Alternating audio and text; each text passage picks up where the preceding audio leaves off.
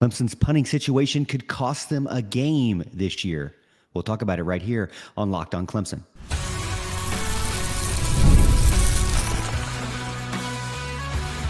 You are Locked On Clemson, your daily podcast on the Clemson Tigers. Part of the Locked On Podcast Network, your team every day.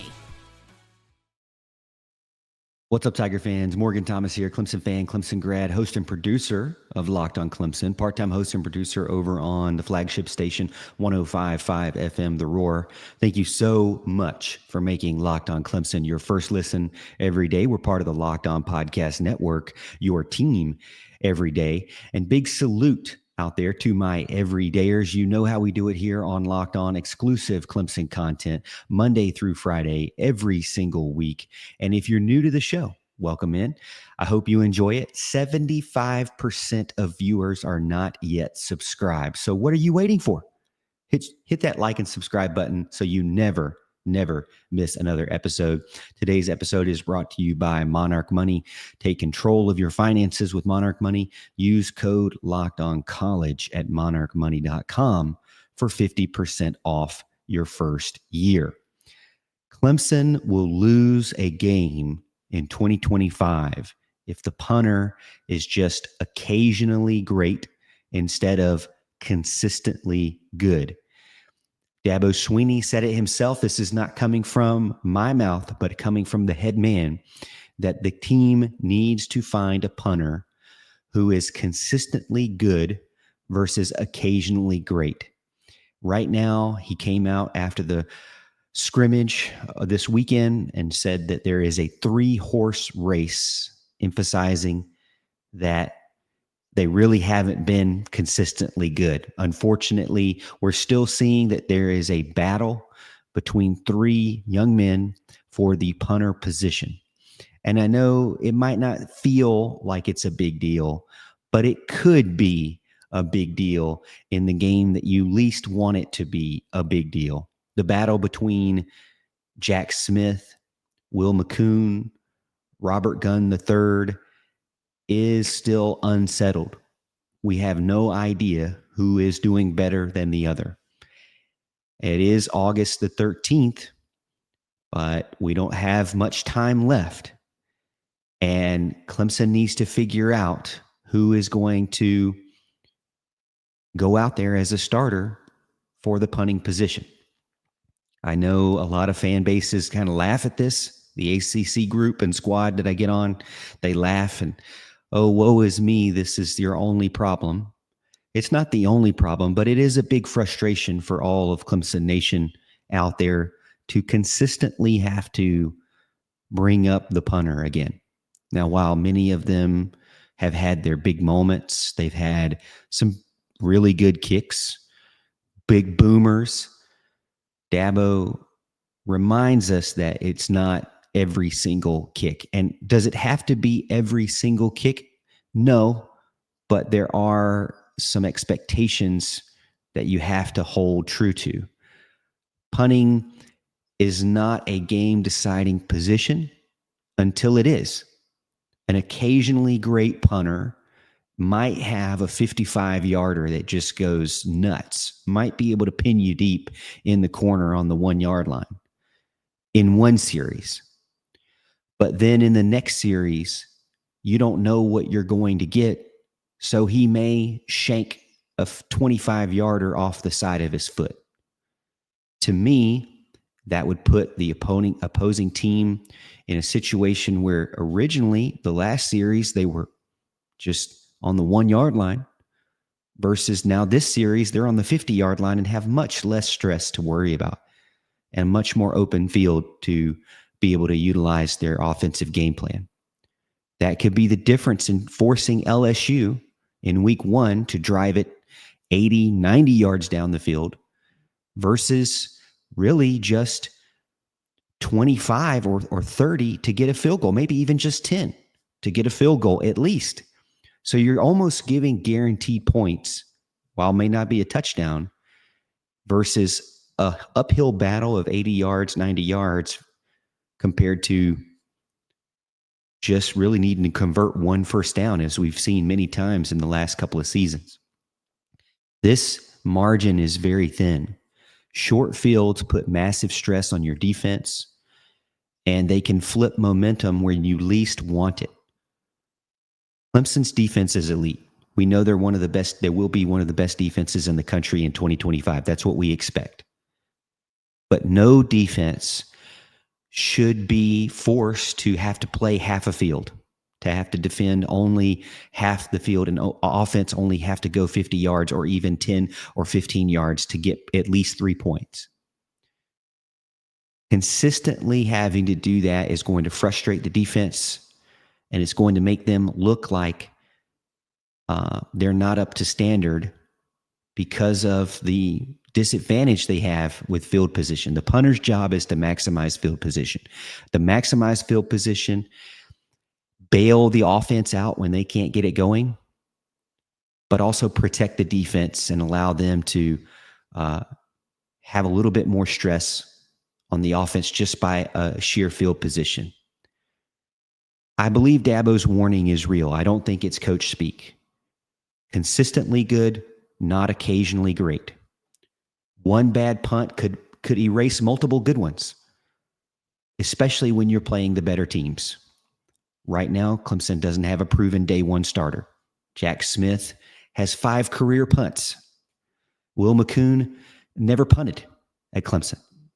Robert Gunn III, we thought he would be the field goal kickoff guy. He's not.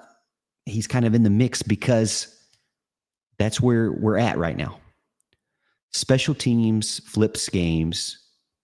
The better Clemson teams have had more consistent punters. The games that bring you the most pressure, like the Florida States, the LSUs, the South Carolinas, the SMUs, the Louisville on Friday on the road, those are the games where a single shank could swing the matchup. When you look at collegefootballstats.com, Clemson's punting has been, at least last season, one of the worst in the country. And I don't understand why it has to be this way every single year. Why there seems to be a lack of emphasis on excellence at that position. I know that Dabo has gone out and recruited punters, and like Jack Smith is a recruited punter. These guys have to step up and figure out exactly what they need to do to be more consistent. Because like I said, Clemson will lose a game in 2025 if their punter is just occasionally great. It could erase really good defensive play. It could over-exaggerate an offense that just needs another couple of downs to get things going. Puts more stress on Garrett Riley for having to be more consistent and more perfect because the punter can't be there to bail you out. And I get it. The average fan would say, Morgan, nobody cares about the punter as long as you have an elite offense, and Clemson has an elite offense. And they just need to score every single time. Well, ask yourself this. Is it realistic expectation to say that the team that you cheer for is going to score every single drive? And if it is, then I've got some oceanfront property, in Arizona for you. I don't think it is. So that's where it could stress you out. And in those big games where the pressure awaits for this team, that's where it could come back to bite them and haunt them if they don't figure it out. We may lead into the first game of the season still not having a game day starter, and that is a concern. Coming up next on Locked On Clemson, Wade Woodaz is ready to take over the defense in 2025. But hey, before we jump into the next segment, I've got something special for you, big-time Tiger fans out there. If you want even more content, you can join the Locked On Clemson Insider Program, where you get one-on-one access to me through text message. You can send in your questions for my mailbag episodes that I'm going to do throughout the season, and you can be a part of the conversation all season long and have direct contact with me throughout the season and the rest of the time that we are part of Locked On Clemson here. You get a 14-day free trial, so you can check it out, see what you think about it. I've got a whole setup for you with some insider information ready for you if you sign up. So head over to Subtext. The description is in the link below and for this video, and you can check it out.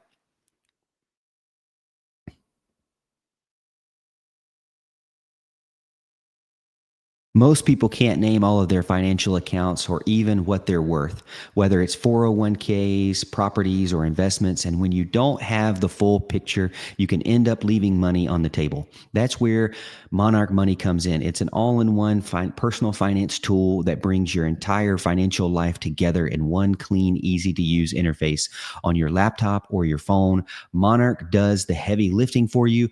You can link all of your accounts in minutes. You see clear data visuals and get smart categorization of your spending, and finally feel in control of your money without ever touching a spreadsheet.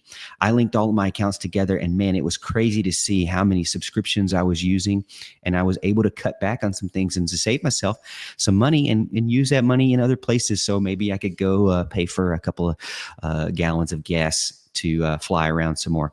Don't let financial opportunity slip through the cracks. Use code LOCKEDONCollege at monarchmoney.com in your browser for half off your first year. That's 50% off your first year at monarchmoney.com with code LOCKEDONCollege.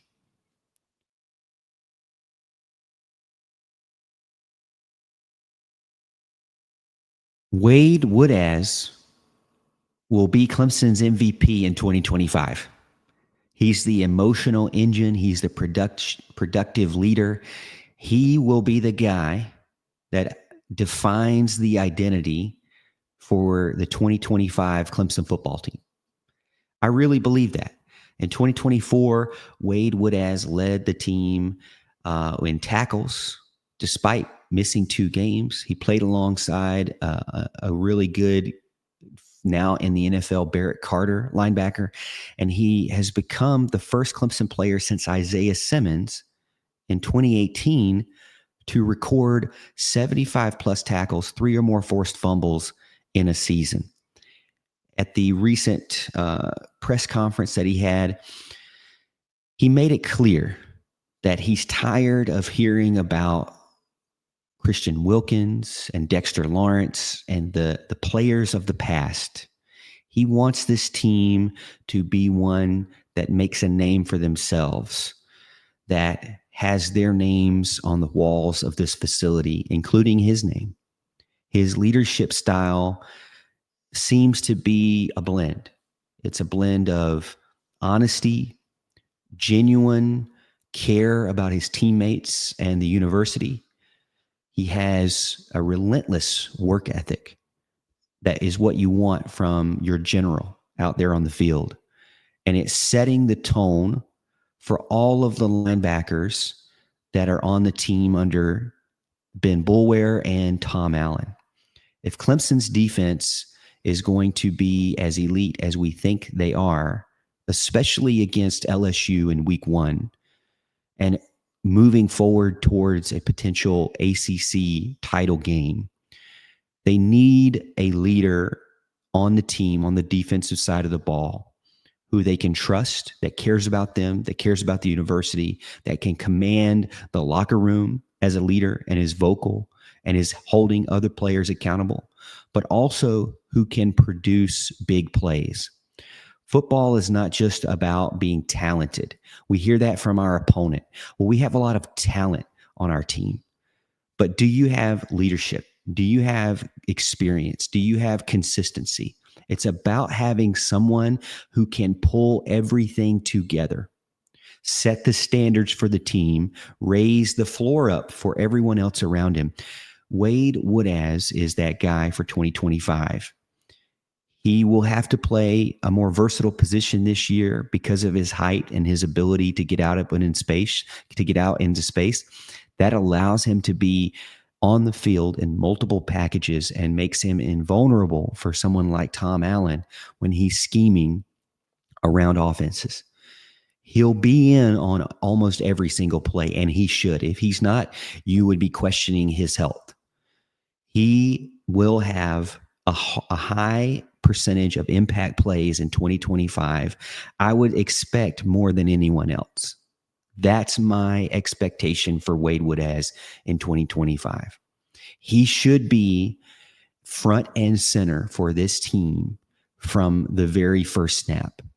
And with Tom Allen's style, built on accountability, built on tracking every single rep, every single movement, and all the minute details, a player like Wade Woodaz, who is able to have those type of instincts and have that type of, accountability for his own actions, will become or should become a leader on the team and should be one of the best linebackers in the country. He doesn't get bragged about as much as Sammy Brown. He doesn't get the 5-star treatment like Jeremiah Alexander. But you know how tough he is. You know how skilled he is. You know that he's going to get in on every play. You know he's going to play with a bum shoulder. You know he's going to play with a bum leg. You know he's going to be bruised up and down, but he's still going to be out there. And that's why Clemson's defense is not just talented, but they have leadership and experience that you can trust as a coach to get you through and to continue to consistently produce elite production. 89 tackles, 10 tackles for loss, 3 sacks, 6 pass breakups, 3 forced fumbles, 1 interception in 12 games last season. One of only 6 Power 5 players to post double-digit tackles for loss and 3+ forced fumbles and an interception. The combination that Clemson has in one of their starting linebackers is not common in college football. And so that type of elite production allows for a defense to be more aggressive, to be more versatile, and to use him in areas where he can be a nationally known name. He could vault himself up in 2025 to a level where he becomes one of those players that is looked at as a high-round NFL draft pick. And linebacker position is one that is highly valued and one where you can be more versatile in an age where passing is more relevant. I think Wade Woodaz can be that guy to come on the scene where you're talking about TJ Parker, where you're talking about Peter Woods and Will Helt and Sammy Brown.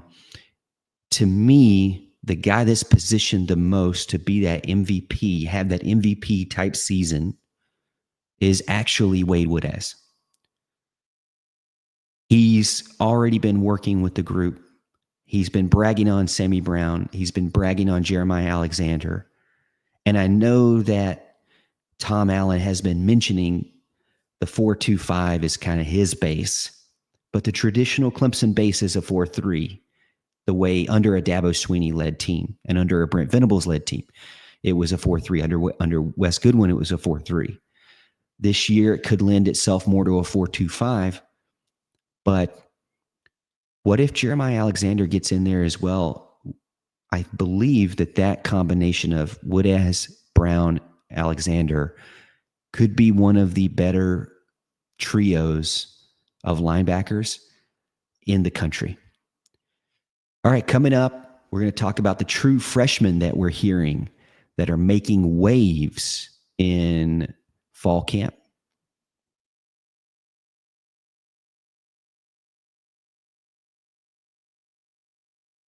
Oh boy, I love the true freshman talk because the more we can talk about the future of Clemson football, the more excited I get to see and watch football as we get closer and closer to the season. These guys are guys that I'm going to brag on, and I want to give you a disclaimer. You may not see them, some of these names that I mentioned, you may not see them immediately in 2025. You may not see them consistently in 2025. Some you may, but many you may not. And that's okay. That's what is expected of a freshman class. But to hear the coaches bragging on the young guys, to me, not only does that prove that Clemson did well in the recruiting of these players, but it proves that, to me, it gives me an anticipation that they are pushing the veterans that are ahead of them, that know that they're ahead of them, but healthy competition is always better than none at all. And having a freshman class that can come in and force their way up into the conversation after really just one scrimmage is exactly what you want to hear, because we know that Clemson can recruit well and be consistent in recruiting. But what we don't know is if these guys will actually hit or not. You know, it's not a very high percentage that these guys even show up and be what you expected them to be from a star standpoint or from a recruiting rating standpoint. But early returns from guys is a healthy indication that maybe they were a hit in the recruiting trail. Dabo Swinney highlighted a few guys that I wrote down. Obviously, Gideon Davidson was one that he felt like flashed as a running back in the scrimmage and a ball carrier, but also surprised him as a person who could be trusted in pass protection early on. And to me, that's always the biggest question mark with a freshman running back. Do they have that rare ability to do more than just be a talented runner, to be more than just a sprinter, to be more than just a hit the gap guy and go, a ball carrier? Because at this level, you have to block. You have to help your offense and your offensive line and your quarterback. And you do those things and you earn the trust of your coaching staff to be able to allow you to have the ball more. It's an unselfish game when it comes to being a running back. The position itself tends to lead towards selfishness in high school and even leaks itself into college. And those players, to me, don't have as long of a career because they don't know how to help improve their team outside of the times when they have the ball in their hands. Gideon Davidson has this rare ability that we're already hearing about early on. I know that I'm still going to stand by that Adam Randall is running back one for Clemson going into the first game of the season. Just a little bit I have seen of him hitting the drills. I'm telling you right now, he looks like he is ready for the opportunity, ready for the role and the responsibility. And he is not a wide receiver playing running back. He is a football player at the position of running back. Now, I know he's going to be under a microscope because of that transition between positions. And because you have Gideon Davidson behind him, clawing at his heels, ready to take his place as the next Clemson running back of the future or of the now. And you even have David Eziomume in that mix as well. But Gideon Davidson will help improve Adam Randall and the guys above him while he continues to develop his skill set to be a more complete player for Clemson.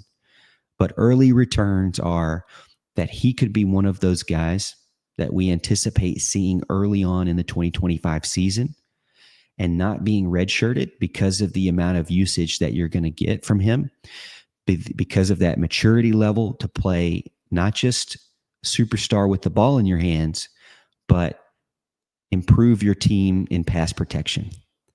All right, so another player that I had listed down there was CJ Kubah-Taylor, the linebacker that is in the second to third string team. He's already been labeled one of the hardest hitters on the team. And setting the tone, setting the edge, you want to be known for something positive, right? It may not be anything that big right now. It may not be that important right now. But being known as something positive, like one of the hardest hitters on the team, with that aggressiveness and that tone setting ability and that drive to bring players down to the ground and not just let them slip through your hands. You can't be the hardest hitter and be the worst tackler. You have to be a great tackler, wrapping up the running back or the wide receiver or tight end, because you don't just want to hit somebody hard and then bounce off and go for another 15 yards. So there has to be some refinement there. But being a player known as someone who brings physicality to the team is a good step in the right direction. Does it mean that we'll see him more than others? I don't know offhand if I feel that yet, but early returns are that he is gaining trust from the team and the coaching staff to be able to be in the rotation a little bit more as well. So circle him. I know you already had Gideon Davidson circled, so I'm not even going to tell you to do that. Another guy I've never talked about is Gavin Blanchard, offensive lineman. Dabo said that he is showing some versatility at the offensive line position. And it's interesting to me because I don't know if I believe that he'll be that one of those 10 guys in the rotation. We've talked about who is in the rotation for the offensive line, and Brayden Jacobs is one of those freshman guys that you would say is in that rotation. And then the rest of the guys, I really lean more towards on the veteran presence that is out there. Speaking of veteran presence, we have seen from our friends at the Clemson Insider, Will Vandevort and Jason Priester and McCray and those guys over there, great group of guys and reporters for Clemson. We've seen a post. I haven't been able to verify it outside of their post. We've seen that there's possibly an injury to Walker Parks, which would be the right guard. I did not see him get interviewed by the media post-scrimmage. We will learn more on Thursday, as they said in their article as well, when we get to talk to Dabo Swinney again. To me, early returns are that it could have been something that, was minor, but we just don't know. We don't know right now. I will tell you this. You want him to be on the field, even though fans like to remind me that he was the lowest graded offensive lineman in 2024, according to Pro Football Focus. I don't know who the graders are in Pro Football Focus. I don't know if they are former offensive linemen themselves, but to me, it is extremely difficult to grade offensive linemen if you haven't done it yourself. I'm not even going to pretend to agree with that grade, but if they are guys that have played the position, have coached the position, and understand the requirements, it is also very hard because you don't know the assignments, the alignments, the play call, or anything when you're just watching the film. So I don't know how I feel about PFF's grades in general, especially for offensive line. But what I will say is that Clemson is in a situation where if they need to rotate, if they need to nurse someone back from injury, they have guys that you would trust. They have Colin Sadler. You trust him. Elijah Thurman. You trust him. Even having to move Brayden Jacobs in or Harris Sewell in to the guard position, you trust those guys to be in the rotation and to carry the torch, carry the banner while Walker Parks may be recovering from some sort of ailment. Now, if Dabo comes out and says he's day-to-day, which I have a pretty good feeling he might, then it's a non-issue, and I just say you keep rolling, and it is what it is when it comes to playing football. Even Blake Miller mentioned it to us that the team is playing at an intense pace right now, especially in the first scrimmage, and he loved it, but he also understood the need to play at a level that's going to get you to that first game of the week. You don't want to play at an elite level or an elite speed or at a tempo or a pace that is going to gas you out or get you injured before you even play a real game. And so there is a concern there that this team is hungry and aggressive, but also needs to be careful and make sure that they take that aggression and that hunger out in the games that matter. But we'll find out more after tomorrow. And so we'll let you know once we find out for sure about Walker Parks and the situation at the offensive line position. But that Clemson, if of all years, they are able to handle anything like this if they need to. All right. To my everydayers, hey, thank you so much for hanging out again towards the end of the show. Thank you so much for making Locked On Clemson your first listen today. For your second listen, check out the Portal Show. Brian Smith has the latest rumors, portal entries, and signings. Be the most informed fan on the rapid changes to the college football landscape. Find the Portal on YouTube or wherever you listen to podcasts. And as always, Tiger fans, we'll see you tomorrow, and we'll see you at the top of the hill.